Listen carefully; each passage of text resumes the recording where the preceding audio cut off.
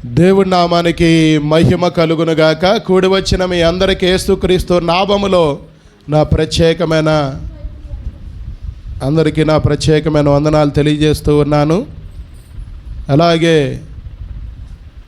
ఆన్లైన్లో దేవుని వాక్యాన్ని వింటున్న దేవుని పిల్లలకు కూడా నా ప్రత్యేకమైన వందనాలు తెలియజేస్తూ ఉన్నాను.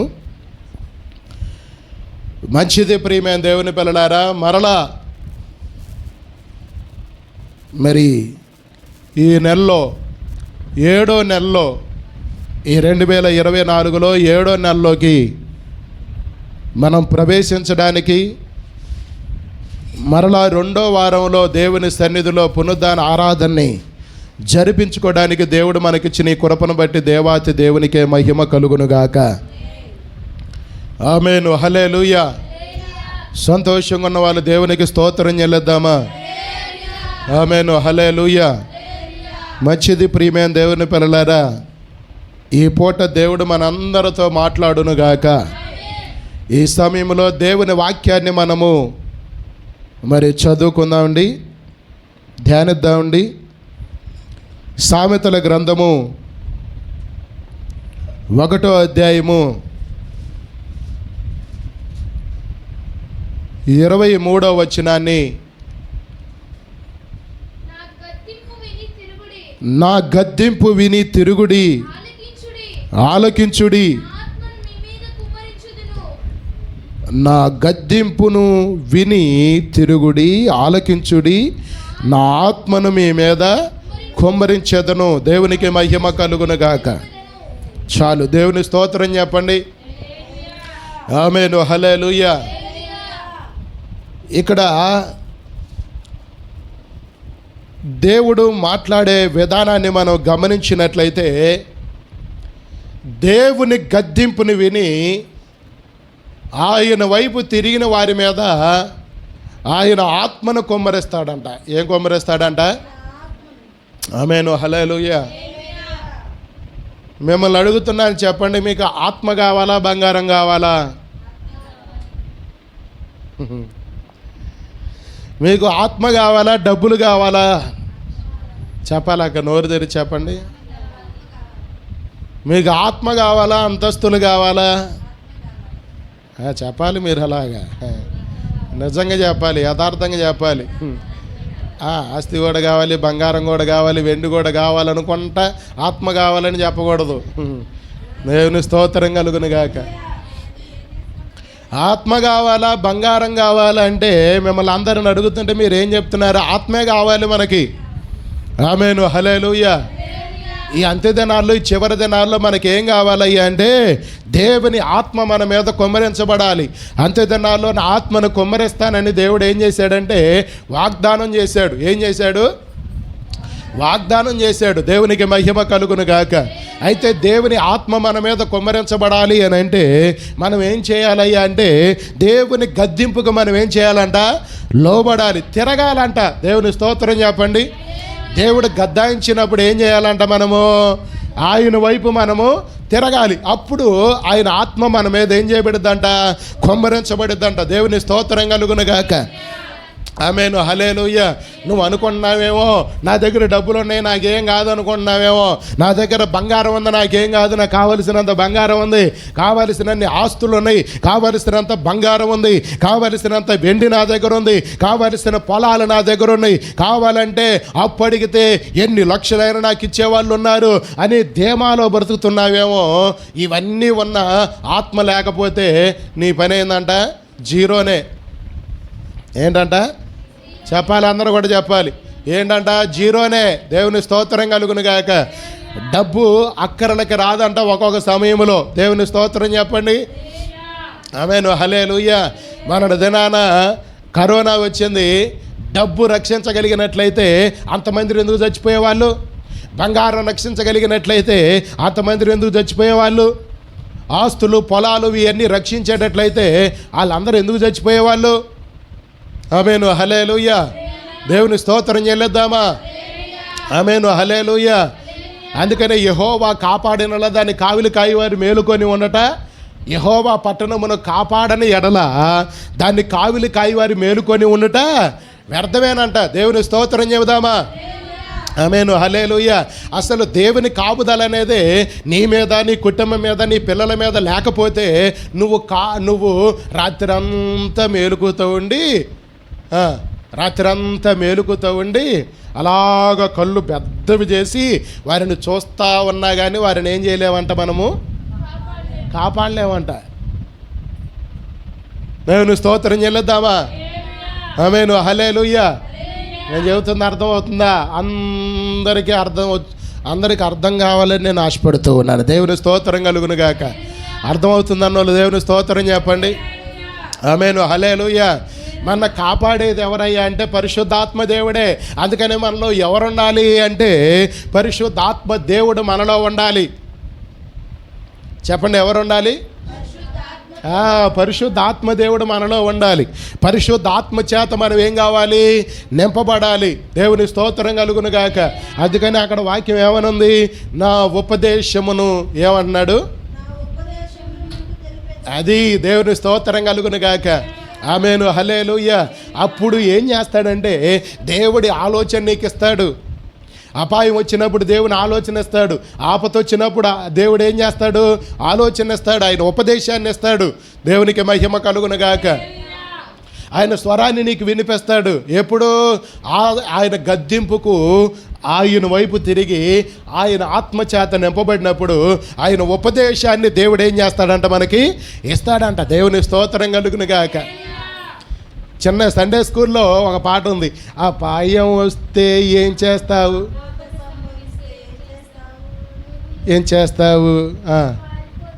నేను పారిపోతాను. ఏం చేస్తాను? దేవుని స్తోత్రం కలుగును గాక. ఎక్కడ దాక్కుంటావు?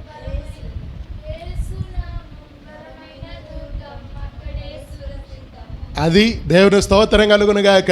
యేసు నామం బలమైన నామం. ఏంటది?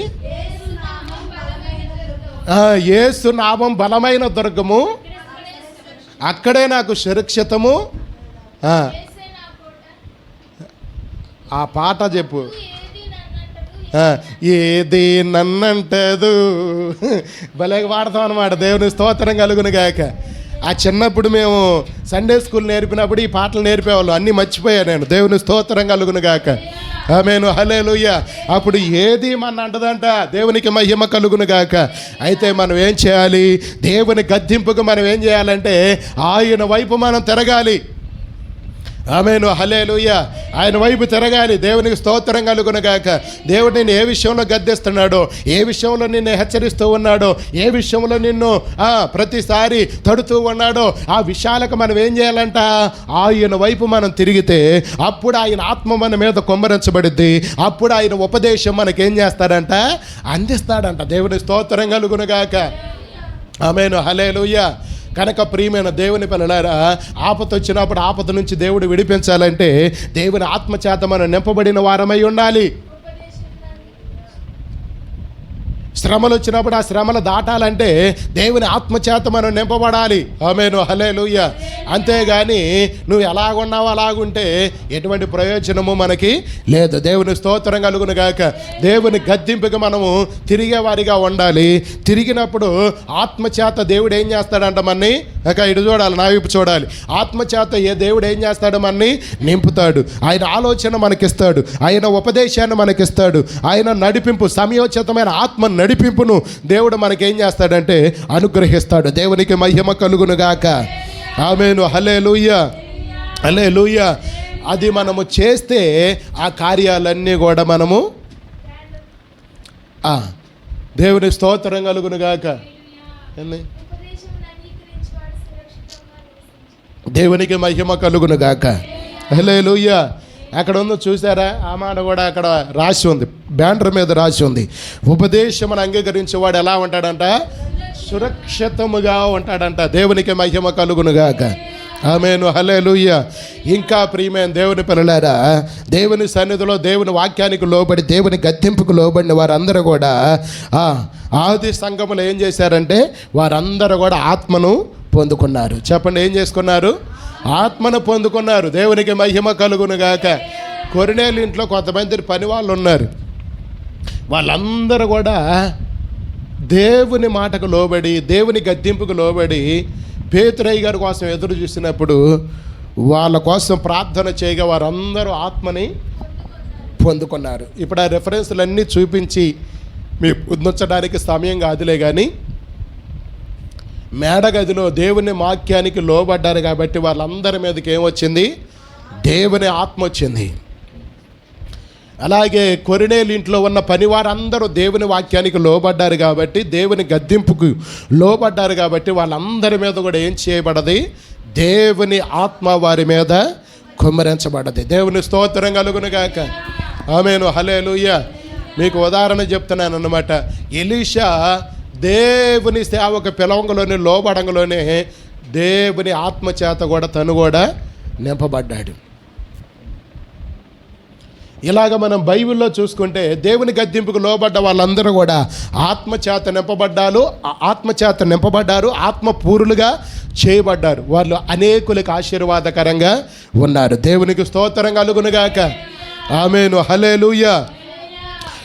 మరి లోబడకపోతే దేవుడు ఏం చేస్తానంటున్నాడు? లోబడితేనేమో ఆత్మనిస్తాడంట, లోబడితేనేమో తన ఆలోచన ఇచ్చి ఆపద నుంచి ఏం చేస్తాడు? దేవుడు మన్ని తప్పిస్తాడు, అనేకులకు ఆశీర్వాదకరంగా దేవుడు మన్ని ఉంచుతాడు. మీరు చెప్పండి ఈ మాటలు. దేవుని గద్దింపుకు తిరిగితే ఏమేమి ఇస్తాడు దేవుడు? ఆత్మచేత నింపబడతాం, ఆయన ఉపదేశం మనకు అనుగ్రహించబడుతుంది. ఆత్మచేత నింపబడిన వాళ్ళు బైబిల్ గ్రంథంలో ఉన్న వారందరూ కూడా ఆశీర్వాదకరంగా ఉన్నారు. మనం కూడా ఆశీర్వాదకరంగా ఉంటాం. ఈ సబ్జెక్ట్ అర్థమైందిగా మీకు? ఇప్పుడు రెండోది చెప్దాం, రెండోది మాట్లాడుకుందాం. దేవుని స్తోత్రం కలుగును గాక. ఒకవేళ నేను పిలవగా మీరు వినకపోతే నా చెయ్యి చాపగా నేను చెయ్యి చాపగా మీరు ఎవరో లక్ష్య పెట్టకపోతే, అంటే నేను చెయ్యి చాపగా మీరు నా దగ్గరకు రాలేదు. అర్థం, ఆ మాటకు అర్థం అదే.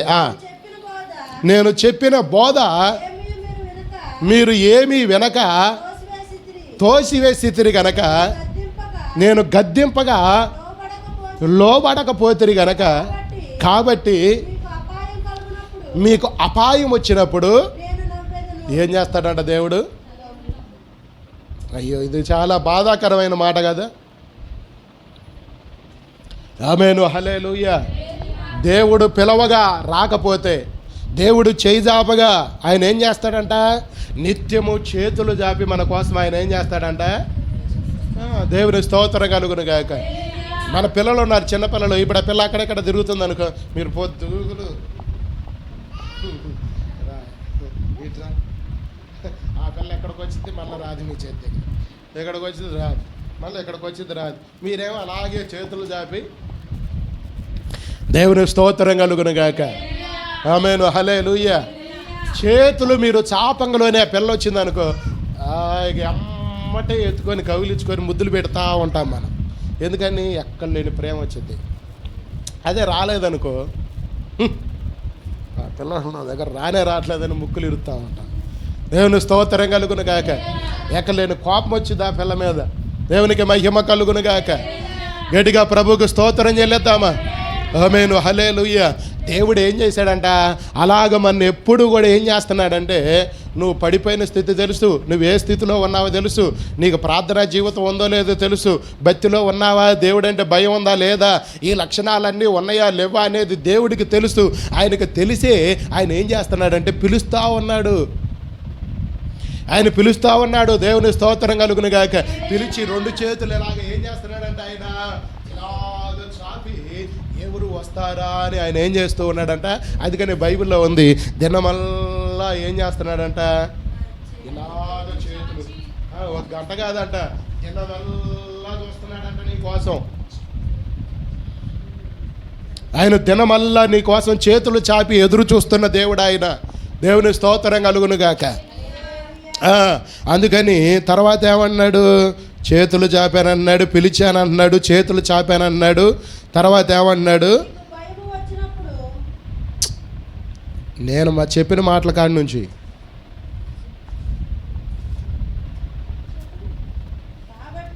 కాబట్టి నేను చెప్తున్నా కదా, పిలిచినప్పుడు మీరు రాలేదు, చేతులు చాపినప్పుడు రాలేదు. అక్కడి నుంచి ఏం చేశారంట? చెప్పిన బోధ అక్కడి నుంచి చదవాలి. నేను ఎందుకు ఒక్కొక్కటి చదివించుకుంటూ వస్తున్నానంటే మనకు అర్థం కావాలి కదా. దేవుని స్తోత్రం చెప్పండి. ఆమేను, హల్లెలూయా. మీరు చెప్పండి, పిలవంగా మనం వచ్చామా? ఏ సందర్భాల్లో మనం తొలగిపోయాము? దేవుడు ఏ సందర్భాల్లో మన పిలిచాడు ఆయన దగ్గరికి? ఏ సందర్భాల్లో ఆయనకు లోబడమని పిలిచాడు? ఏ సందర్భంలో దేవుడు మన కేక వేశాడు? ఆమేను, హల్లెలూయా. నేను ఒకటి చెప్పనా, ఆపత వచ్చినప్పుడు దేవుడు నేను కేక వేస్తూనే ఉన్నాడు. ఇబ్బంది వచ్చినప్పుడు కేక వేస్తానే ఉన్నాడు. పోరాటాలు నీ మీదకు వచ్చినప్పుడు కేక వేస్తానే ఉన్నాడు. ఏ కేక? ప్రార్థన చేయమని కేక వేస్తూనే ఉన్నాడు దేవుడు. ఆమేను, హల్లెలూయా. ఆయన కేక వేస్తాడా ఏడా అనే దానికి అర్థం చెప్తా వినండి. ఆ రాత్రి, ఆ తెల్లారిలే ఇంకా యేసు ప్రభువుని పట్టుకునే సమయం వచ్చినప్పుడు పేతును లేపి, మీరు శోధనలో ప్రవేశించుకున్నట్లు మేలుకోగలిగి ప్రార్థన చేయన్నాడు. ఆమేను, హల్లెలూయా. శోధనలో ప్రవేశించుకున్నట్లు మేలుకోగలిగి ప్రార్థన చేయమని చెప్పాడు. ఎందుకని? ఆ తెల్లారితే ఏం జరిగిద్ది? కోడి గుయ్యక ముందే ఏం జరుగుద్ది? అబద్ధాలు ఆడతాడు పేతురు. యేసుప్రభు ఎవరో నాకు తెలియదు అంటాడు. యేసుప్రభు గోసిపెట్టి మరలా చేపలకి వెళ్ళే పరిస్థితి, ఇవన్నీ కూడా సంభవిస్తూ ఉన్నాయి. ఆయన జీవితంలో దేవుడు అవన్నీ చూస్తూ ఉన్నాడు. అందుకనే మేలుకోగలిగి ప్రార్థన చేయమన్నాడు. మరలా వెనకబడిపోతావు. మరలా ప్రార్థనలో, ఆరాధనలో, వాక్య ధ్యానంలో, నన్ను వెంబడించే విషయంలో, నన్ను ఆరాధించే విషయంలో, నన్ను గణపరిచే విషయంలో, నన్ను మహిమపరిచే విషయంలో మరలా వెనకపోయే పరిస్థితులు నీ జీవితంలో రాకపోవు. అందుకని నువ్వు మేలుకోగలిగి ప్రార్థన చేయమని పేతురుతో చెప్పాడు దేవుడు. ఆమేను, హల్లెలూయా. అలాగ దేవుడు నీ జీవితంలో వస్తున్న శ్రమలన్నీ ఆయనకు తెలుసు, వస్తున్న కష్టాలన్నీ ఆయనకు తెలుసు, వస్తున్న పోరాటాలన్నీ ఆయనకు తెలుసు. కానీ ఆయన ఏం చేస్తూ ఉన్నాడంటే నీకు ఆయన స్వరాన్ని వినిపిస్తూనే ఉన్నాడు. ఎలా వినిపిస్తూ ఉన్నాడంటే ప్రార్థన చేయమని, మేలుకోగలిగి ప్రార్థన చేయమని ఆయన స్వరాన్ని నీకు వినిపిస్తూనే ఉన్నాడు. కానీ మనం ఏం చేయట్లేదండి. ఆయన పిలుస్తున్నాడు. దేవుని స్తోత్రం కలుగును గాక. అక ఏం చేస్తున్నాడు? ఆయన పిలుస్తూ ఉన్నాడు, మనని కేక వేస్తూ ఉన్నాడు, నన్ను కేక వేస్తూ ఉన్నాడు, నిన్ను కేక వేస్తూ ఉన్నాడు, మనందరినీ ఆయన పిలుస్తూనే ఉన్నాడు. ఆయన ఏమన్నాడంటే మీరు అడగకే ఏమీ పొందుకోవట్లేదని దేవుడు వాక్యం సెలవిస్తూ ఉంది. మనం అడగకే ఏం చేస్తున్నామంట? పొందుకోవట్లేదంట. ఆయన అయితే పిలుస్తూనే ఉన్నాడు. తర్వాత చేయి జాబుతూనే ఉన్నాడు. దేవుని స్తోత్రం కలుగును గాక. ఆయన దేనాతి దేనమైన చేతులు చాపి మన కోసం దినమల్లా ఆయన ఏం చేస్తున్నాడంట? ఎదురు చూస్తున్నాడంట. దేవుని స్తోత్రం కలుగును గాక. అసలు ఈ రోజన్న గమనించావా? నీ మొత్తల దగ్గర యేసయ్య ఉన్నాడు. నువ్వు ప్రార్థనకు రా రోజున మొత్తల ముందే ఉన్నాడు. చూడు, కళ్ళు పెట్టి చూడు. ఎందుకో చెప్పనా? నువ్వు రాలేదని ఆయనకు బాధ, నువ్వు రాలేదని ఆయనకి చింత. దేవుని స్తోత్రం కలుగును గాక. అందుకని ఆయన ఏం చేస్తాడంటే అక్కడే నిలబడతా ఉంటాడు. ఇదిగో నేను తలుపు తట్టుతూ ఉన్నాడు. ఎవడైనా నా స్వరమిని వస్తారేమో, ఎవరైనా నా స్వరమిని. ఆయన మీరు తలుపులు వేసుకున్నారు, ఆయన తలుపు దగ్గర ఉండి ఏం చేస్తున్నాడంట? ఇవన్నీ ఆత్మసత్యాలు. ప్రియమైన దేవుని పిల్లలారా, నువ్వు ఇంట్లో మౌనంగా, రాత్రి ఆల్ నైట్ ప్రేయర్ జరిగింది, మీరు పండుకొని ఉన్నారు, ప్రార్థన మానేశారు, దేవుడు మీతో మాట్లాడట్లేదా? అది ఆయన స్వరమే. దేవుని స్తోత్రం కలుగును గాక. అది ఎవరి స్వరమయ్యా అంటే అది ఆయన స్వరమే. దేవునికి మహిమ కలుగును గాక. హల్లెలూయా, హల్లెలూయా. ఆయన నీకంటే ముందుగా, నాకంటే ముందుగా, మనందరికంటే ముందుగా ప్రభు ఇక్కడికి వచ్చి ఉన్నాడు. ఎందుకో చెప్పనా? నిన్ను ఆశీర్వదించడానికి, నన్ను ఆశీర్వదించడానికి. దేవుని స్తోత్రం కలుగును గాక. ఆమేను, హల్లెలూయా. మనం ఉపవాస ప్రార్థన పెట్టుకున్నాం. ఎవరి కోసం మనం ప్రార్థన చేసాం? పాస్టర్ గారికి మంచి కారు ఇవ్వాలయ్యా, పాస్టర్ గారు ఉన్న ఇల్లు ప్లాస్టింగ్ అలాగే ఆగిపోయిందా, ప్లాస్టింగ్ చేయాలి, మంచి డిజైన్ చేయాలి, ఏసీలు పెట్టాలి, ఉన్న 2 రూములకి ఏసీ పెట్టాలి అని ప్రార్థన చేసావా? చెప్పాలి మీరు అందరూ కూడా. ఎవరి కోసం ప్రార్థన చేశాం? మన విడుదల కోసం ప్రార్థన చేశాం. ఎవరి కోసం ప్రార్థనలు జరుగుతున్నాయి? ఇక్కడ మన కోసమే జరుగుతున్నాయి ప్రార్థనలో. మన కోసం ఎక్కువ జరుగుతున్నాయి, ఇతరుల కోసం తక్కువగా జరుగుతున్నాయి ప్రార్థనలో. ఆమేను, హల్లెలూయా. రాత్రి తైతమ్మ గారు అంటుంది మగపిల్లగాళ్ళే లేరంట. మరి మేము మగపిల్లగాళ్ళం కాదేమో. దేవుని స్తోత్రం కలుగును గాక. హల్లెలూయా. అక్కకి ఇద్దరు ముసలోళ్ళు ఉన్నారు. ఇద్దరు ముసలోళ్ళు, ఇద్దరికి ఒకళ్ళ కాలు తీసేశారు కదా, కాలు తీసేశారు. మళ్ళీ కింద పడి తొంటి ఇరిగింది. ఇప్పుడు ఇంకొక ముసలాయన వాళ్ళ నాన్నగారు, ఆయనకు షుగరు, భయంకరమైన కాలు బోధకాలు అన్నమాట. వాళ్ళిద్దరికి చాకరీ చేసుకొని ఆయన గొప్ప చేయడం కాదులే కానీ ఖచ్చితంగా దేవుని కొరకు నిలబడ్డాలని దేవుడే గణపరుస్తాడు. దేవునికి స్తోత్రం కలుగునుగాక. ఆమేను, హల్లెలూయా. త్వరగా తన భర్తకు అన్నం పెట్టింది. భర్తకు అన్నం పెట్టకుండా రాదు, భర్తకు అన్నం పెట్టిద్ది. దేవుని స్తోత్రం కలుగునుగాక. పిల్లలకు అన్నం పెట్టిద్ది, ముసలోళ్ళు ఇద్దరికి అన్నం పెట్టిద్ది. టయానికి ప్రార్థనకు వచ్చేసిద్ది. ఎందుకని సాకులు చెప్పట్లా? శుక్రవారం ప్రార్థన అయినా, ఆల్రెడీ ప్రేయర్ అయినా తను ఎప్పుడు మిస్ అవ్వడానికి అస్సలు ఇష్టపడదు. ఏదన్నా ఇబ్బంది ఉంటే తనే ఫోన్ చేసి చెప్పిద్ది, నేను రాలేకపోతున్నాను అయ్యా అని. దేవునికి మహిమ కలుగునుగాక. ఆమేను, హల్లెలూయా. రాత్రి అంతా చక్కగా ప్రార్థన జరిగిందని, చక్కని వాక్యం, చక్కని ఆరాధన, చక్కని విజ్ఞాపన, కన్నీటి ప్రార్థన అన్ని ఘనంగా జరిగించాడు దేవుడు. దేవునికి మహిమ కలుగునుగాక. ఆమేను, హల్లెలూయా. రాత్రి అంతా ఇక్కడుండి మరణ తెల్లారిపోతున్న 8 గంటలకల్లా మేము ప్రార్థన స్టార్ట్ చేసిన. ఇక్కడ ఉన్నోళ్ళు ఇంకా రాలా, ఇంకా వాళ్ళకి ఇంకా కొంతమందికి తీరలేదు కూడా. దేవుని స్తోత్రం కలుగునుగాక. ఎంత బాధాకరమైన విషయం అండి. దేవుడు అందుకే మనందరం రక్షించుకుంది, అందుకే దేవుడు మనందరిని పిలుచుకుంది, అందుకే దేవుడు ఈ స్థలాన్ని ఇచ్చింది, మందిరాన్ని ఇచ్చింది, సేవకుడిని ఇచ్చింది. దేవుని స్తోత్రం కలుగునుగాక. ఇవన్నీ కొంచెం మనసు పెట్టి మనం ఆలోచించాల్సిన విషయాలు, ఇవన్నీ యథార్థంగా ఆలోచించాల్సిన విషయాలు ఇవి. దేవుని స్తోత్రం కలుగునుగాక. ఆమేను, హల్లెలూయా. దేవుడు ఎందుకు ఈ ఏర్పాట్లన్నీ చేశాడంటే మనం అందరం ఆయనకి ఇష్టమైన బిడ్డలం గనక, మనం అంటే ఆయనకి ప్రేమ ఉంది గనక ఈ దేవుడి ఏర్పాట్లన్నీ కూడా దేవుడు చేశాడు. దేవుని స్తోత్రం చెప్పండి. ఆమేను, హల్లెలూయా. దేవునికి మహిమ కలుగునుగాక. కనుక ప్రియమైన దేవుని పిల్లలారా, ఆయన పిలుస్తూనే ఉంటాడు, ఆయన 2 చేతులు చాపే ఉంటాడు. ఎందుకో చెప్పనా, మన జీవితాల్లో మేలు చేయడం కోసం ఆయన ఎదురు చూస్తున్నాడే కానీ మనం మాత్రం ఎదురు చూడట్లా. దేవుని స్తోత్రం కలుగునుగాక. ఆ తర్వాత మాట చదువుదామా? ఆ తర్వాత మాట ఏంటంట, నేను గద్దెంపగా మీరేం కాలేదు, లోబడలేదు. గద్దించాడంట దేవుడు. ఎన్నోసార్లు మన గద్దిస్తూనే ఉంటాడు. నన్ను గద్దించాడు, మిమ్మల్ని గద్దించాడు. రేపు మాకు సవాసు కూడుకుంది. పేడ్రయ్య గారు నాయకత్వానికి అప్పగించుకున్న వాళ్ళందరూ కూడా సవాసు కూడుకుంది. అది ఒక్కొక్కసారి బత్తెనపాడులో పెడతారు, ఒక్కొక్కసారి విజయవాడలో పెడతారు, ఒక్కొక్కసారి కంచెంచేరులో పెడతారు, ఒక్కొక్కసారి జగ్గయ్యపేటలో పెడతారు. ఆయన నాయకత్వానికి అప్పగించుకున్న వాళ్ళు కొన్ని దూర ప్రాంతాల్లో, తిరుగూరులో ఉన్నారు, ఇంకా చాలా దూరంలో ఉన్నారు. వాళ్ళు ఎవరన్నా ఏర్పాటు చేసుకుంటే మేము ఇక్కడి నుంచి బయలుదేరి అక్కడికి టయానికి ఎన్ని గంటలకు పోవాలి? 10 గంటలకల్లా అక్కడ ఉండాలి. లేకపోతే అయ్యగారు ఏమంటాడో చెప్పనా, నా నాయకత్వానికి మీరు అప్పగించుకోవద్దు, మీరు రావద్దు, ప్రార్థనలో పాలు పంపులు పొందొద్దు, వెళ్ళిపోండి అని అంటాడు. దేవుని స్తోత్రం చెప్పండి. కఠినమైన బోధలో నలుగుతూ ఉన్నాం, ఆశామాషిగేమీ ఎదగట్లేదు. దేవుని స్తోత్రం కలుగునుగాక. అలాంటి కఠినమైన బోధలో నలుగుతూ, అలాంటి కఠినమైన బోధలో నలిగిపోతూ దేవుని సన్నిధిలో ఎదుగుతూ ఉన్నాం. అలా ఎదగబట్టే ఈ మాత్రం అన్నా. ఇంకా అసలు ఆ మాత్రం కూడా నలగకపోతే అసలు ఏముండదు. నలిగితేనే అంతంత మాత్రం ప్రార్థనలు జరుగుతున్నాయి, నలిగితేనే అంతంత మాత్రం పిల్లల మాట అంటున్నారు. ఇంకా పూర్తి స్థాయిలో పిల్లల మాట అంటలేదు.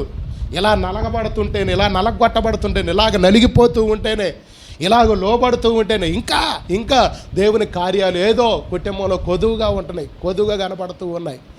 ఇంకా రాత్రి కూడా, నేను రాత్రి అయినా తెల్లవారుజామున లేచిన తర్వాత అయినా ఇంకా ఏంటి ప్రభా, ఇంకా ఏంది కొదువ, ఇంకా ఏంది లోపం, ఇంకా ఎందుకు ఇలాంటి పరిస్థితులు మేము మా కుటుంబంలో సంఘంలో ఎదుర్కోవాల్సి వస్తుంది. క్షమించయ్యా, అవిధేయతను క్షమించు, బతిహీనతను క్షమించు, ప్రార్థనహీనతను క్షమించు అని దేవుని సన్నిధిలో లెగిచిన కానించి అదే ప్రార్థన చేస్తున్నా నేను. దేవునికి స్తోత్రం కలుగునుగాక. ఆమేను, హల్లెలూయా. గద్దింపుకు లోబడాలి. నీ గద్దింపు నాకు తగిల అభిషేకం అన్నాడు ఎవరో? దావీదు. అందుకనే రాజు అయ్యాడు ఆయన. ఇశ్రాయేలును పరిపాలించగలిగాడు. ఇశ్రాయేలు ప్రజలకే ఆశీర్వాదకరంగా మారాడు. దేవునికి మహిమ కలుగునుగాక. ఆ తర్వాత మాట చదువుకుందాం. కాబట్టి ఏంటంట, నీకు అపాయము కలిగినప్పుడు ఏం చేస్తాడంట? దేవుడు మనం చూసి నవ్వటానిక?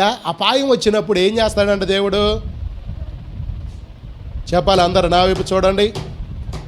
అపాయం వస్తే ఏం చేస్తాడంట? మన చూసి నవ్వుతాడంట. ఎందుకని నవ్వుతాడు? ఎందుకు నవ్వుతాడంటే ఆయన పిలిచినప్పుడు పిలుపుకు లోబడలేదు, ఆయన చేతులు చాపినప్పుడు ఆయన చేతుల్లోకి రాలేదు, తర్వాత ఆయన గద్దించగా ఆయన వైపు మనము తిరగలేదు. అందుకని అపాయం వస్తే ఏం చేస్తాడంట? దేవుడు నవ్వుతాడంట. ఆమేను, హల్లెలూయా. ఈరోజు ప్రభు బల్ల పరిచర్య అనే భయం మనకు ఉండాలా వద్దా? దాని విషయంలో నలగొట్టుకోవాలా వద్దా? మన శరీరాన్ని నలగొట్టుకోవాలి. ఉపవాసం చేత మన శరీరాన్ని నలగొట్టుకొని పరిశుద్ధపరుచుకొని పవిత్రపరుచుకొని దేవుని సన్నిధిలో ఆయన రక్తము చేత కడగబడి దీనిలో ప్రభు బలలో పాలు పంపులు పొందేవారిగా మనము ఉండాలి. ఆమేను, హల్లెలూయా, హల్లెలూయా. దేవుడు దాన్ని, అందుకని మన దేవుడు నిన్ను నన్ను మన అందరిని కూడా పిలిచాడు, ఎన్నుకున్నాడు. దేవుని స్తోత్రం కలుగును గాక. నీ ఇష్టం వచ్చినట్టు నువ్వు అంటానికి, నా ఇష్టం వచ్చినట్టు నేను అంటానికి, నీ ఇష్టం వచ్చినట్టు నువ్వు ప్రవర్తించడానికి, నా ఇష్టం వచ్చినట్టు నేను ప్రవర్తించడానికి కాదు. దేవుడు మన ఎన్నుకుంది. దేవుని స్తోత్రం కలుగును గాక.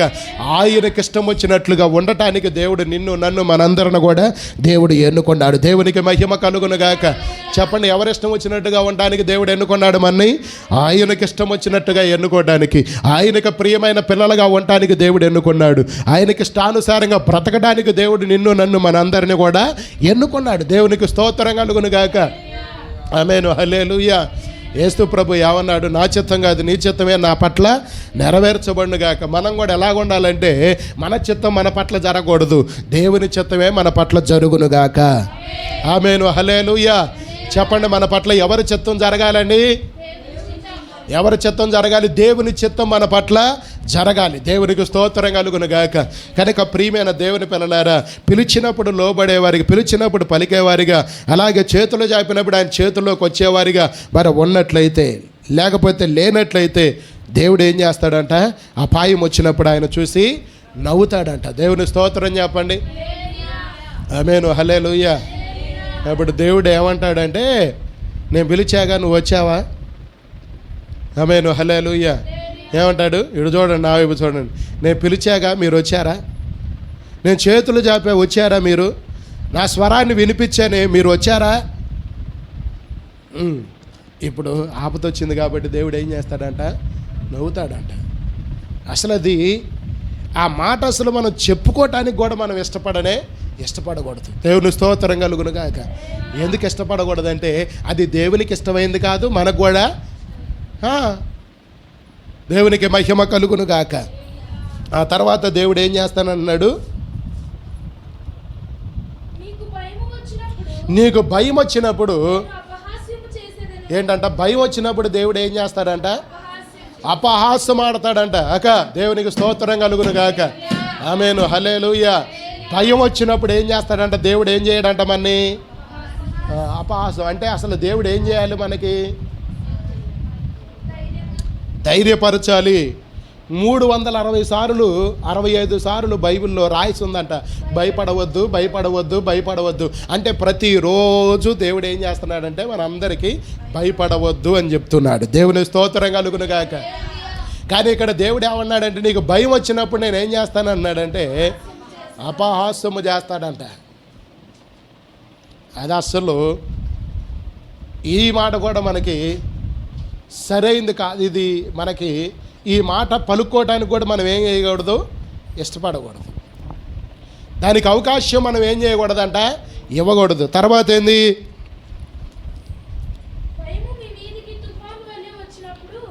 భయము మీ మీదకు తుఫాను వలె వచ్చినప్పుడు, సుడిగాలి వచ్చినట్లు, మీకు అపాయము కలిగినప్పుడు, మీరు కష్టములో దుఃఖములో ప్రార్థించినప్పుడు ఏం చేస్తాడంట? ఆమేను, హల్లెలూయా. చాలు, దేవుని స్తోత్రం చెప్పండి. అప్పుడు వారు నన్ను గురించి మొర్రపెట్టుదురు కానీ నేను మాత్రం వారికి ప్రత్యుత్తరము ఇవ్వను. దేవుని స్తోత్రం చెప్పండి. ఆమేను, హల్లెలూయా. ఆపత తర్వాత ఏంటంట? భయాలు, తర్వాత కన్నీళ్ళు, దుఃఖము ఏంటంట? ఇవన్నీ మన మీదకి ఎలాగొస్తాయంట? తుఫానులాగా సుడిగాలిలాగా వస్తాయంట. అప్పుడు మనం ఏం చేస్తామంట చెప్పండి, చెప్పాలి మీరు అందరూ కూడా. ఈ శ్రమలన్నీ మనం చుట్టుముట్టినప్పుడు ఏం చేస్తామంటే అప్పుడు ప్రార్థనలో కూర్చుంటాం. అప్పుడు ప్రార్థనలో కూర్చుంటే దేవుడు ఏం చేస్తానంటున్నాడంటే అపహాసం చేస్తాడంట.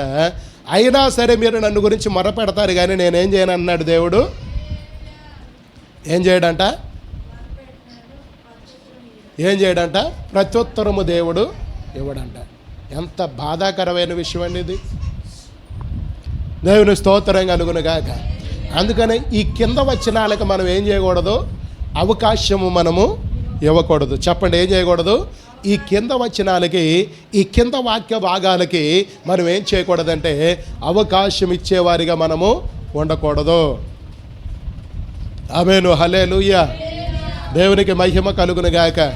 మరి మనం దేనికి ఎక్కువగా అవకాశం ఇవ్వాలి, దేవునికి ఎక్కువ దేనికి మనం ప్రాముఖ్యత ఇవ్వాలి అంటే దేవుని గద్దింపుకు మనము లోబడాలి, ఆయన ఉపదేశానికి మనం లోబడాలి. దేవుని స్తోత్రం కలుగును గాక. అప్పుడు మాత్రమే దేవుని ఆత్మచేత మనము నింపబడతాం. చప్పట్లు కూడా దేవుని నామాన్ని గణపరచండి. ఆమేను, హల్లెలూయా, హల్లెలూయా. లోబడకపోతే ఏమొచ్చిందంట, ఆపత వచ్చింది. ఆపత వచ్చినప్పుడు దేవుడు నవ్వుతాడు. తర్వాత ఏమొచ్చింది, భయాలు మన మీదకు వస్తాయి. ఆ భయాలు కూడా ఎలాగ ఉంటాయంట, సుడిగాలిలాగా తుఫాన్లాగా వస్తాయంట. ఎట్లా వస్తాయంట, సుడిగాలిని చూస్తేనే భయం వేసిద్ది కదా, సుడిగాలిలాగా ఉంటుందంట ఆ భయం. అట్లా వచ్చిద్దంట, తుఫాన్లాగా వచ్చిద్దంట ఆ భయం. ఇవి వచ్చినప్పుడు దేవుడు ఏం చేయడంట, అపహాసము.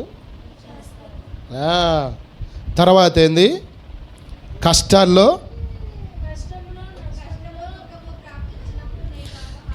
కష్టములో దుఃఖములో నాకు మొర్ర పెట్టినప్పుడు నేనేమేమనంటున్నాడు, జవాబు నేను ఇవ్వను అని అంటున్నాడు. తర్వాత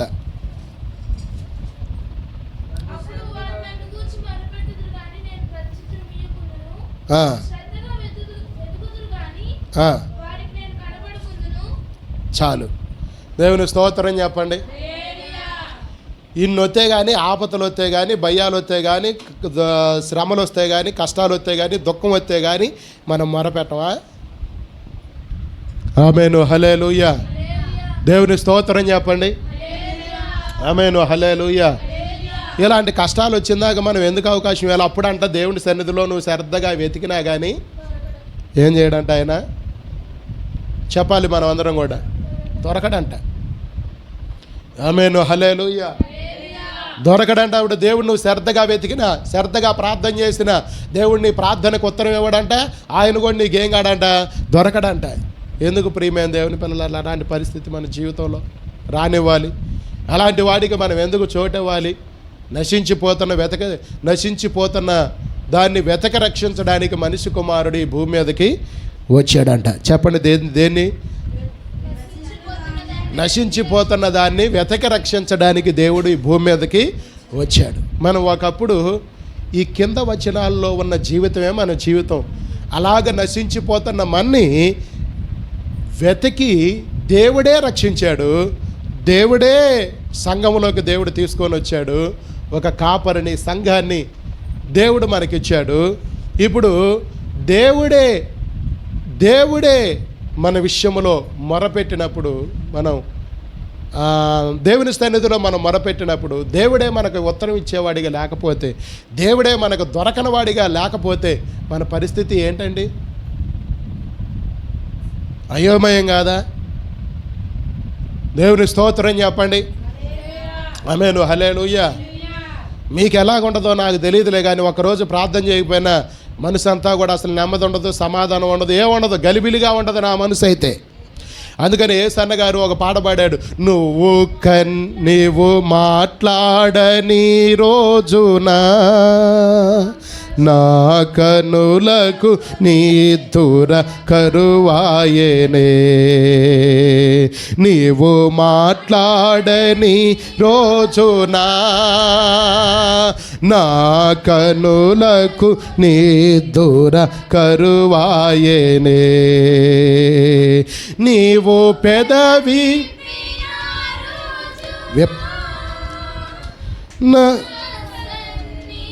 పచ్చిక భయ తప్పుపడుతున్నారు. పెదవిప్పని రోజున యోగాముగా దేవుడు మాట్లాడకపోతే ఒక్క క్షణం ఎలాగ మారిందంట ఆయనకి? యుగాలుగా గడిచినట్టుగా ఉండదంట. దేవుని స్తోత్రం చెప్పండి. మనం ఎవరితోటన్నా సవాసం బాగా చేస్తున్నాం అనుకో, వాళ్ళతో ఒకరోజు పలకరీలేదనుకో, వామ్మో అసలు రోజులన్నీ గడిచిపోయినట్టుగా తెల్లారంగంలోనే ఫోన్ చేస్తాం మనం. ఎందుకని చెప్పాలి మీరు? ఎందుకని? మా జ్యోతి ఏమన్నా అవుతుంది, ఎందుకంటే ఆ బడిలో ఉందేమో. దేవుని స్తోత్రం కలుగును గాక. వాళ్ళ అమ్మతో మాట్లాడకపోతే ఆమెకు నిద్ర పట్టదు. దేవుని స్తోత్రం కలుగును గాక. ఆమెకు నిద్ర పట్టదు, తెల్లారి పొద్దున్నే చేస్తుంది. వీళ్ళు లెగవతలికే చేసిద్ది. దేవుని స్తోత్రం కలుగును గాక. ఎవరన్నా మన స్నేహితులు ఉన్నారనుకో, వాళ్ళకు కూడా మనం ఏం చేస్తామంటే పదే పదే పదే పదే పదే పదే మాట్లాడుకుంటాం. గంటల తరబడి మాట్లాడుకుంటున్నా. నాకు కూడా కొంతమంది ఆత్మ సంబంధమైన సేవకులు ఉన్నారు. వాళ్ళతో నేను కూడా మాట్లాడుతూ ఉంటా. వాళ్ళు ఒక రోజు కనుక ఫోన్ చేయలేదనుకో, నేను ఒక రోజు కనుక ఫోన్ చేయలేదనుకో, నాకు కూడా ఏందో చాలాగా మేము మాట్లాడుకోనంత ఫీలింగ్ కలిగిద్ది. ఏంది, నిజమంటారా అబద్ధం అంటారా? నిజమేనది. చెప్పాలి మీరు అందరూ కూడా. దేవుని స్తోత్రం కలుగును గాక. మనం ఏ స్థాయితో కూడా ఉంటే అలాగే అనిపించిద్ది. దేవుని స్తోత్రం కలుగును గాక. ఇంతకుముందు తవితమ్మ గారు ఫోన్ చేసేది, ఇప్పుడు అసలు ఫోన్ లేదు, ఏమి లేదు. ఫోన్ చేసి అయ్యగారు బాగున్నారా, ఎలాగున్నారు, మరి చాలా రోజులు అయిందట్టు అనిపించింది నాకు, అందుకనే ఫోన్ చేశానని అనేది. ఇప్పుడు ఆమె కూడా ఫోన్ చేయటం మానేసింది. మిగతా వాళ్ళు చేయట్లేదు, వాళ్ళు చేయట్లేదు. అంటే ఏం లేదు, ప్రేమ తగ్గిపోయింది అంతే, ఏమి లేదు. దీంట్లో మర్మం ఏమి లేదు. ఇక దేవుని స్తోత్రం కలుగును గాక. ప్రేమ తగ్గిపోయింది అంతే. మరి నేను ఫోన్ చేయట్లేదంటే నేనే ఫోన్ చేస్తా, నేనే అప్పుడప్పుడు ఫోన్ చేసేది. వాళ్ళు ఎప్పుడు చేస్తారంటే, మీరు అందరూ ఎవరు కూడా ఎప్పుడు చేస్తారంటే ఏదన్నా ప్రార్థన అవసరం అయితే చేస్తున్నారు. మళ్ళా బాగున్నారా అని ఎవరూ చేయట్లేదు. దేవుని స్తోత్రం కలుగును గాక. దానికి కారణం ఏందయ్యా అంటే ఒకటే, ప్రేమ తగ్గిపోయింది అంతే. ఇంకా అదే మరము. దేవుని స్తోత్రం కలుగును గాక. మీరు అవునన్నా కాదన్నా, ఆమెనన్నా అనకపోయినా ప్రేమ తగ్గిపోతే ఫోన్ కాంటాక్ట్ అనేది కూడా తగ్గిపోయింది. ఆమేన్, హల్లెలూయా. మీరు మరి నాకు ప్రేమ తగ్గిపోయిందంటే నాకు అసలు మీ మీద ఎట్టి పరిస్థితుల్లో ప్రేమ తగ్గదు, అది తగ్గనివ్వనుకోండి నేను. ఆమేన్, హల్లెలూయా. ఎందుకంటే ఎప్పుడు నా కళ్ళ ముందే మెదులుతూ ఉంటారు గనక, నేను ఎప్పుడు మీకోసం ప్రార్థన చేస్తూ ఉన్నాను గనక, మీరు ఎవరి ప్రార్థనకు రాకపోయినా నాకు బాధగానే ఉంటుంది. ఇప్పుడు రానోళ్ళ గురించి కూడా నా వేదనగానే ఉంటుంది. అది దేవుని స్తోత్రం కలుగును గాక. ఎవరు ప్రార్థనకు రాకపోయినా, ఆరాధనకు రాకపోయినా, సంఘ క్రమాల్లో పాటించకపోయినా, వాళ్ళు రాకపోయినా వాళ్ళందరి గురించి నాకేముంటుంది అంటే బాధ ఉంటుంది. ఈ మాటలకు దేవుడే సాక్ష్యం. చెప్పండి, ఎవరు సాక్ష్యం? దేవుడే సాక్ష్యం. అబద్ధం చెబితే దేవుడు ఊకోడు. ఎవరు ఊకోడు? నా విషయంలో ఊకోడు అబద్ధం చెబితే. నేను అబద్ధంగా చెప్పేది నిజమే చెప్తున్నాను. దేవుని స్తోత్రం కలుగును గాక. ఆమేన్, హల్లెలూయా. నువ్వు కనిపించని రోజున, ఆయన కనిపించని రోజంట యుగాలుగా మారినట్లుగా ఉందంట యేసన్న గారికి. మనం కూడా దేవుని సన్నిధిలో బాగా గడిపేవారిగా, ప్రార్థన చేసేవారిగా ఉంటే నువ్వు ప్రార్థన చేసుకోకుండా ఉండలేవు. చికాకుగా ఉంటుంది, గలిబిలిగా ఉంటుంది, గందరగోళంగా ఉంటుంది. నువ్వు ప్రార్థన చేసుకోవటం అసలు నీకు అలవాటే లేదనుకో, దేవునితో గడపటమే అలవాటు లేదనుకో, అసలు నీకు ఏ చికాకు ఉండదు, ఏ ఆందోళన ఉండదు, ఏ బాధ ఉండదు. చక్కగా సీరియల్ చూస్తూ, సినిమాలు చూస్తూ హాయిగా వండుకుంటాం. దేవుని స్తోత్రం, దాంట్లోకి సందేహం ఏమి లేదు. దేవునితో గడిపే బిడ్డలు వేరు, దేవునితో గడపనోళ్ళు వేరు. ఆ విధానం వేరుగా ఉంటుంది. దేవుని స్తోత్రం కలుగును గాక. ఆమేను, హల్లెలూయా. మీరు చూడండి, గొర్రె కనుక తప్పిపోతే కాపరి మంద కనపడేంత వరకు అది అరుస్తూనే ఉంటుంది. అవునా కాదా? మీరు చూడండి, ఎక్కడైనా చూడండి. నేను ఎక్కడ గొర్రెలు కాసే వాళ్ళందరూ కూడా గమనించేది అదే. ఒకడు గనక తప్పిపోతే అది చాలా దూరం గనక ఉందనుకో, అది కేకలు వేస్తూ రంకెలు వేస్తూ ఏం చేస్తుందంటే మందలో కలవటానికి ఇష్టపడుతుంది. నీకు ఎందుకు అసలు ఇష్టం పుట్టట్లే? మందలో కలవటానికి, ప్రార్థనలో కలవటానికి ఎందుకు ఇష్టం రావట్లేదు? ఎందుకు ఇష్టం పుట్టట్లేదు? అప్పుడు ఆ కేకలు విని కాపరి అలాగ ఆగిపోతాడు, మందనంతా ఆఫ్ చేస్తాడు. ఏం చేస్తాడు? అది కలిసిన తర్వాత సంతోషంగా వెళ్తాడు. చప్పట్లు కొట్టి దేవుడి నామాన్ని గణపరచండి. ఆమేను, హల్లెలూయా. దేవునికి మహిమ కలుగును గాక. అసలు ఆ రంకెలు మనం వేయాలి. ఆ కేక, వేదన, బాధ, దుఃఖం మనకు ఉండాలి. ఎందుకు నేను ప్రార్థనలో పాలుపంపులు పొందలేకపోతున్నాను? ఎందుకు ఆరాధనలో పాలుపంపులు పొందలేకపోతున్నాను? ఎందుకు దేవుని సన్నిధిలో ఉండలేకపోతున్నాను? ఎందుకు దేవుని వాక్యాన్ని వినలేకపోతున్నాను? ఎందుకు ప్రార్థన చేయలేకపోతున్నాను? అసలు ఆ బాధ నీలో లేకపోతే అసలు నువ్వు గొర్రెవే కాదు. బాధ కలగాలి. దేవుని స్తోత్రం కలుగును గాక. మీరు చెప్పండి, ఆ మందలో నుంచి తప్పిపోయిన గొర్రె అది మందలో ఉందా లేదా? కాపరితో ఉందా లేదా? మీరు చెప్పాలి. మీరు అందరూ కూడా మందలో ఉందా లేదా? కాపరితో ఉందా లేదా? కాపరి ఉన్నాడా లేడా? మరి ఎందుకు అది మందంతా పోతుంటే ఎనికి దగ్గిన అది మందలో కలవాలని కేకలేయటం మొదలుపెట్టింది. కాపరిని కలుసుకోవాలని కేకలేయటం మొదలుపెట్టింది. అందుకనే కాపరి మందని అంతటిని ఆఫ్ చేసి దాన్ని కలుపుకొని ఆ తర్వాత దాన్ని తోలుకొని వెళ్తాడు. దేవుని స్తోత్రం చెప్పండి. ఆమేను, హల్లెలూయా. నేను చెప్పేది ఏంటంటే, వెనకబడటం ఒకవేళ నీ జీవితంలో నీ బలహీనత కావచ్చు, కానీ వేదన పడటం కూడా నీకు ఉండాలి. ఏముండాలి? నేను ఎందుకనో దేవుని సన్నిధిలో వెనకబడిపోతున్నాను అనే బాధ కూడా ఉండాలి. ఒకవేళ నీ బలహీనతలను బట్టి వెనకబడిపోయావేమో, అక్కడ పచ్చగా కనపడ్డది కాబట్టి ఆ మేత కోసం మందను కాపరిని విడిచిపెట్టి ఒకవేళ అడ్డుపోయావేమో, అందుకని ఈ లోపల కాపరి మంద చాలా దూరం వెళ్ళిపోయారేమో. అయితే నీకేం ఉండాలి? నేను వెనకబడిపోయాను, కాపరికి దూరం అయిపోయాను, మందకు దూరం అయిపోయాను, సవాసానికి దూరం అయిపోయాను అని కేకలు వేసే స్వభావం కూడా మనకి ఉండాలి. ఆ స్వభావం గనక ఉంటే ఖచ్చితంగా దేవుడు ఏం చేస్తాడంటే, బైబిల్లో ఒక ఉపమానం ఉంది. 99 గొర్రెలను దేవుడు ఏం చేశాడంట? ఆ ముళ్ళ పొదల్లో చిక్కుకున్న గొర్రె పిల్ల కోసమే వెళ్ళాడంట. ఎందుకని?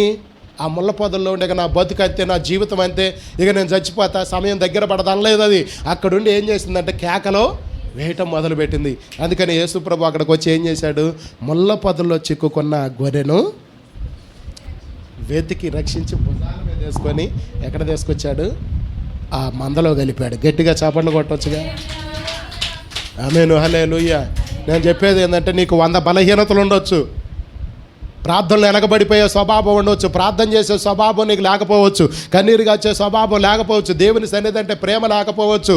కానీ ఒకప్పుడు ఉంది కదా, నువ్వు ఎక్కడ చిక్కుకున్నా ఆ వేదన, బాధ, దుఃఖం నీలో ఉంటే ఖచ్చితంగా యేసయ్య ఎక్కడికి వస్తాడమ్మా? నీ ఇంటి దగ్గరకు వస్తాడు. నువ్వు ఎక్కడైతే చిక్కుకున్నావో, ఎక్కడైతే ఉండి చిక్కుకొని కేకలు వేస్తున్నావో, ఏ పొదలోనైతే చిక్కుకొని కేకలేస్తున్నావో, ఏ చిక్కుల్లో, ఏ ఇబ్బందుల్లో, ఏ పోరాటంలో, ఏ కష్టాల్లో, ఏ శ్రమలో, ఏ బాధలో ఉండి నలిగిపోతున్నావో అక్కడ ఉండి కేకలు వేస్తే ఖచ్చితంగా దేవుడు ఏం చేస్తాడు? అక్కడికి వస్తాడు ఆయన. నమ్మితే స్తోత్రం చెప్పండి. అమాయకమైన స్తోత్రం కాదు, గట్టి స్తోత్రం చెప్పాలి. గట్టిగా చప్పట్లు కొట్టి దేవుడి నామాన్ని ఘనపరచండి. ఆమేను, హల్లెలూయా. కనుక ప్రియమైన దేవుని పిల్లలారా, ఈ కింద వచనాల్లో ఉన్న భాగాల్లో ఆ వచనాలకు సంబంధించిన సభ్యులు మనం కాకూడదు. ఎవరం కాకూడదు? ఆ వచనానికి సంబంధించిన వారిము మనము కాకూడదు. దేవునికి మహిమ కలుగును గాక. హల్లెలూయా. కనుక ప్రియమైన దేవుని పిల్లలారా, మనం ప్రారంభంలో చదువుకున్నాం కదా వాక్యం, ఎవరైతే నా గద్దింపు విని ఆ గద్దింపుకు నా వైపు తిరుగుతారో వారి మీద నా ఆత్మను కుమ్మరిస్తాను, వారికి నేను చేయవలసిన ఉపదేశం చేస్తాను అంటున్నాడు. దేవునికి మహిమ కలుగును గాక. ఏం చేస్తాడంట? ఉపదేశం చేస్తాడంట. ఉపదేశం లేకపోతే మనం ఏం చేయలేమంటే దేవుని సన్నిధిలో నిలబడలేము. ఆపద వచ్చినప్పుడు దేవుడు ఉపాయం ఇవ్వాలిగా. శ్రమ వచ్చినప్పుడు ఆ శ్రమ నుంచి తప్పియాలంటే ఏదో ఒక ఉపాయం ఇవ్వాలి కదా. ఆమేను, హల్లెలూయా. కష్టాలు వచ్చినప్పుడు ఆ కష్టంలో నుంచి బయటపడటానికి ఏదో ఒక ఆలోచన దేవుడు నీకు ఇవ్వాలి కదా. ఆమేను, హల్లెలూయా. ఇవన్నీ మనం పొందుకోవాలంటే దేవుని గద్దింపుకు మనం ఎప్పుడు కూడా లోబడుతూనే ఉండాలి. దేవుని స్తోత్రం చెప్పండి. ఆమేను, హల్లెలూయా. జీవితాంతం గద్దింపులే మన జీవితంలో ఉంటే ఇంకెప్పుడండి దేవుని మేలు పొందుకునేది? ఎప్పుడు దేవుని ఆశీర్వాదం పొందుకునేది? దేవునికి మహిమ కలుగును గాక. ఒక మాట చెప్తా, మీరు గుర్తుపెట్టుకోండి. ఈ మాట చెప్పి నేను ముగిస్తాను. అందరూ నా వైపు చూడండి. 1వ కీర్తన అక్కడ మాట ఉంటుంది చూడండి. ఆ మాట చదవండి. 1వ అధ్యాయము 1వ కీర్తన, దానికంటే కిందకరా. అది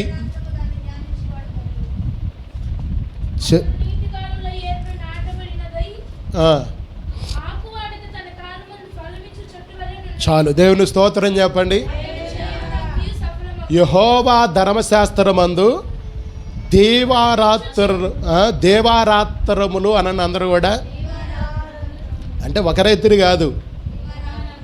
దేవారాత్రులు అంటే ఏంది? అన్ని రాత్రులు అనండి అందరూ కూడా. దేవుని స్తోత్రం చెప్పాలి మీరు అందరూ కూడా. మనం ఒక రాత్రికి రావడానికి కష్టమవుతుంటే అన్ని రాత్రులు ఏడొస్తాం. ఒక రాత్రి కాదు, అన్ని రాత్రులు కూడా ఏం చేయాలంట? దేవుని వాక్యమును మనము ధ్యానం చేసేవారిగా ఉండాలంట. దేవుని స్తోత్రం కలుగును గాక. అప్పుడు నీటి కాలువన నాటబడిన దేవుని స్తోత్రం కలుగును గాక. ఆమేను, హల్లెలూయా. కాలం ఉందనుకో, కాలం అంటే చెట్టు ఉంటే ఏం చేసిద్ది? అది పచ్చగా ఉంటుందా, ఎండిపోయిద్దా? మన దేవుడు ఏం చేస్తాడంటే అలాగ కాలవ ఆయన మందిరములో నాటుతాడంట. దేవుని స్తోత్రం కలుగును గాక. హల్లెలూయా. దావీదు అన్నాడుగా, నేనైతే దేవుని మందిరంలో పచ్చని ఒలీవ చెట్టు వలె. నువ్వు ఎక్కడ నాటబడాలి? దేవుని మందిరములో నాటబడాలి. దేవుని స్తోత్రం కలుగును గాక. ఆమేను, హల్లెలూయా. మీ ఇళ్ళకు వచ్చి ఎవరన్నా మీకోసం అవసరం ఉన్న వాళ్ళు వచ్చారనుకో, అప్పుడు ఇంటికాడ లేదనుకో, అడ్రస్ ఎక్కడ చెప్పాలి? ఎక్కడ ఉంటుందయ్యా? ఎక్కడ ఉంటుంది? తవితమ్మ గారు లేనప్పుడు కొంతమంది వచ్చి అడిగారనుకో, రాణిని అడిగారనుకో, అప్పుడు రాణి ఏం చెప్పాలి? దేవుని స్తోత్రం కలుగును గాక. అలాగే కోటమ్మమ్మని ఎవరన్నా వచ్చి అడిగారనుకో, ఎక్కడుంది మీ అమ్మాయి? మిల్లికాడు లేదు, ఇంట్లో లేదు. ఎక్కడ ఉందంటే ఎక్కడ చెప్పాలి? దేవుని మందిరంలో ఉందని చెప్పాలి. దేవుని స్తోత్రం కలుగును గాక. అలాగే తవితమ్మ గారిని అడిగారనుకో, రాణి ఎక్కడుంది? ఇంట్లో లేదు, అక్కడ లేదు, ఇక్కడ లేదు, దొడ్లో లేదు, చేలో లేదు. ఎక్కడ ఉందని అంటే ఎక్కడుంది? దేవుని మందిరంలో. అంటే మన అడ్రస్సు ఎక్కడికి మారిపోవాలయ్యా అంటే దేవుని మందిరంగా అడ్రస్సుగా మారిపోవాలి. దేవుడట్టి కృప మన అందరికి అనుగ్రహించును గాక. ఆమేను, హల్లెలూయా. ఈ రోజు నుంచి మన అడ్రస్సులన్నీ మారును గాక. ఎత్తికి చెప్పట్లా, మన అడ్రస్సులన్నీ కూడా యేసుక్రీస్తు నామములో మార్చబడును గాక. మారతక్కని అడిగితే ఎక్కడ చేలో ఉందని చెప్పకూడదు. ఇంటికొచ్చి ఎవరన్నా అడిగారనుకో, ఎక్కడ ఉందని చెప్పాలి? ఎక్కడ ఉందని చెప్పాలి? మీ అమ్మ దేవుని మందిరంలో చేనికి పోయింది, కరువు పనికి పోయింది. ఆదివారం కూడా కరువు పనికి పోయింది, ఆదివారం కూడా చేనికి పోయిందని చెప్పకూడదు. అడ్రస్సులు అట్ట ఉండకూడదు. అడ్రస్సులు మార్చుకున్న వాళ్ళం అవుతాం మనం. దేవుని స్తోత్రం కలుగును గాక. దేవునికి మహిమ కలుగును గాక. ఈరోజు మా ఊరిలో ఎవరిని అడిగినా, ఈరోజు నన్ను ఎవరు కలవాలనుకున్నా కానీ ఎక్కడున్నానని తెలిసిద్ది అందరికీ. దేవుని మందిరంలో మన అడ్రస్సులు అలాగ మారిపోవును గాక. ఆమేను, హల్లెలూయా. దేవునికి మహిమ కలుగును గాక. నేనైతే దేవుని మందిరంలో పచ్చని ఒలీవ మొక్క వలె మనం ఎక్కడ నాటబడాలి అంటే దేవుని మందిరంలో మనం ఏం చేయాలంటే నాటబడాలి. నాటబడినప్పుడు అప్పుడు ఏం చేస్తాడంట? ఆకు వాడక, అంటే మనం ఎప్పుడు కూడా పచ్చగా ఉంటామంట. ఆ తర్వాత దేవుడు అక్కడ వాక్యం చెబుతున్న మాట ఏంటంటే తన కాలమందు ఫలమిచ్చు చెట్టులాగా మారతారంట. చాలు. దేవుని స్తోత్రం చెప్పండి. ఆకు వాడక తన కాలమందు ఫలమిచ్చు చెట్టుల్లాగా మారతారంట. మీరు చెప్పండి, వానాకాలంలో మామిడికాయలు వస్తాయా? చెప్పాలి మీరు అందరూ కూడా. ఆమేను, హల్లెలూయా. తర్వాత ఇంకేంటి ఇప్పుడు ఈ వానాకాలంలో జాంకాయలు వస్తాయా మనకి? ఇవన్నీ ఎండాకాలంలో వచ్చేవి ఉన్నాయి, వానాకాలంలో వచ్చేవి ఉన్నాయి. దేవుని స్తోత్రం కలుగును కాక. ఇప్పుడు సీతాఫలకాయలు వస్తాయి అనుకుంటా వర్షాకాలం, అంతే కదా. సీతాఫలాలు, దేవుని స్తోత్రం చెప్పండి. ఇక్కడ మీరు చూసారా, ఆకు వాడక తన కాలమందు ఫలమిచ్చు చెట్లులాగా మనం మారతామంట. ఆమేను, హల్లెలూయా. అంటే దేవుడు ఒక కాలాన్ని దేవుడు మనకి నియమించాడు. నియమించాడు? ఒక కాలాన్ని దేని చేత నింపటానికి? ఫలాలు చేత నింపటానికి అనండి అందరూ కూడా. నన్ను ఫలాలు చేత నింపటానికి అనండి. అది ఒక కాలాన్ని దేవుడు నియమించాడు అనండి. అది మనం పొందుకోవాలంటే దేవుని యొక్క ధర్మశాస్త్రాన్ని, అంటే దేవుని వాక్యానికి లోబట్టమే దేవుని యొక్క ధర్మశాస్త్రం ధ్యానించడం. దేవుని స్తోత్రం చెప్పండి. ఆమేను, హల్లెలూయా. మరి ఎందుకని చాలా కాలాలు వెళ్ళిపోయినాయి, ఇంకా ఫలాలు రాలేదు ఎందుకని? ఇంకా ఫలాలు పొందుకోలేదు ఎందుకని? ఇంకా దేవుని దీవెనలు ఎందుకు పొందుకోలేదు? ఇంకా దేవుని ఆశీర్వాదాలు ఎందుకు పొందుకోలేదంటే సరిగా మనం ఏం చేయలేదు. చెప్పాలి మీరు అందరూ కూడా, సరిగా నాటబడలేదు. అది తవితమ్మ గారు వాళ్ళు మిరపతోట వేస్తున్నారు, రేపు పడిపోయింది అనుకో, దాన్ని ఏం చేస్తారు? నిలబట్టం నేర్చుకోండి. పడిపోవటమే కాదు, నిలబట్టం కూడా మనం. అది దేవుని స్తోత్రం కలుగును గాక. అది కనుక అరగదుండేటప్పుడు ఏమైందంటే పక్కన పడదనుకో, సాలు తప్పించి పడదనుకో, అదేం చేయబడింది? ఇది చూసి చైనా ఏం చేసిద్ది? పీకి మళ్ళీ ఏం చేసిద్ది? సాల్లో నాటిద్ది. దేవుని స్తోత్రం కలుగును గాక. అప్పుడు మాత్రమే అది సరిగా పూత పూసిద్ది, సరిగా కాయగాసిద్ది, సరైన సమయంలో పంటను ఇవ్వగలిగిద్ది. దేవుని స్తోత్రం కలుగును గాక. ఆమేను, హల్లెలూయా. మనం సరిగా దేవుని సన్నిధిలో నిలబడగలిగిన వారిగా మనం ఉంటేనే ఆత్మ ఫలాలు అనేవి మనము ఫలించగలుగుతాం. దేవుని స్తోత్రం కలుగును గాక. ఆత్మ ఫలాలు చాలా ఉన్నాయి ప్రియమైన దేవుని పిల్లలారా.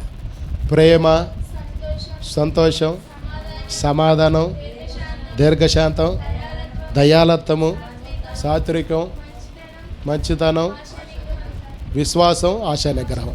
అంటే 9 ఆత్మ ఫలాలు. నేను చెప్తున్నాను, ఇవన్నీ ఉంటేనే కదా మన కుటుంబం సంతోషంగా ఉండేది.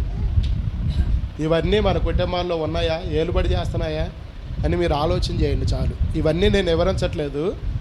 ప్రేమ ఉంటే ఆ కుటుంబం ఎలాగుంటుందండి? సంతోషం, ఇవన్నీ లేవు, దూరం అయిపోయినాయి.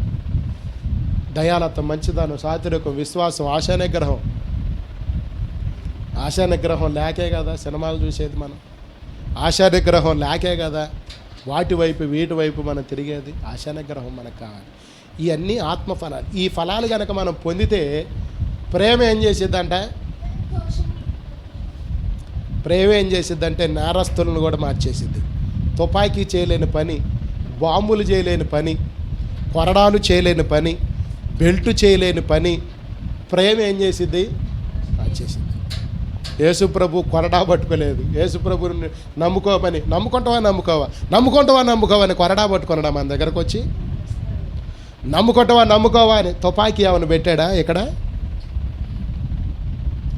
కేవలం ఆయన ప్రేమను బట్టే మనం మారాం. ఒకళ్ళు కూడా ఆమె అని చెప్పట్లే. ఆయన ప్రేమను బట్టే మనం మారాం. ఆయన ప్రేమను బట్టే మనం అందరం మారాం.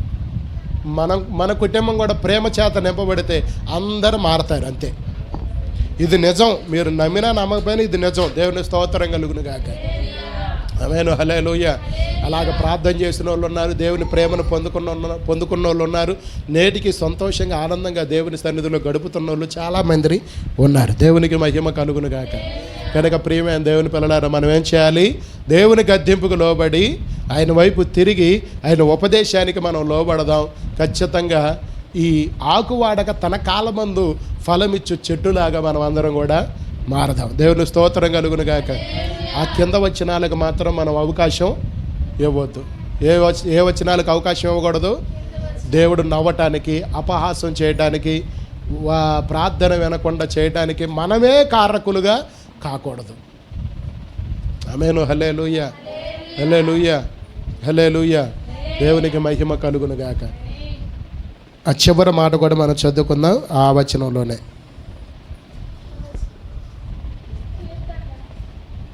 కాదు, 1వ వచనంలో.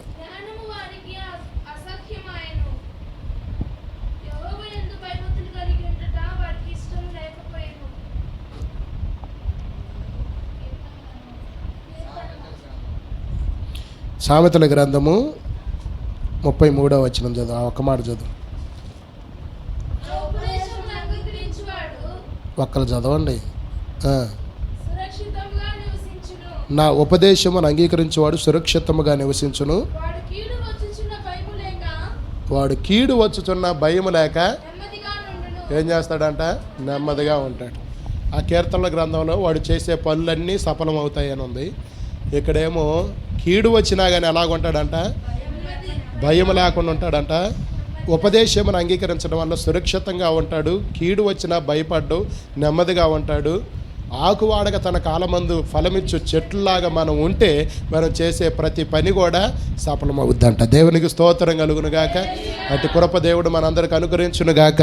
దేవుడి వాక్యం మనందరి హృదయాలు దేవుడు దీవించి ఆశీర్వదించునుగాక.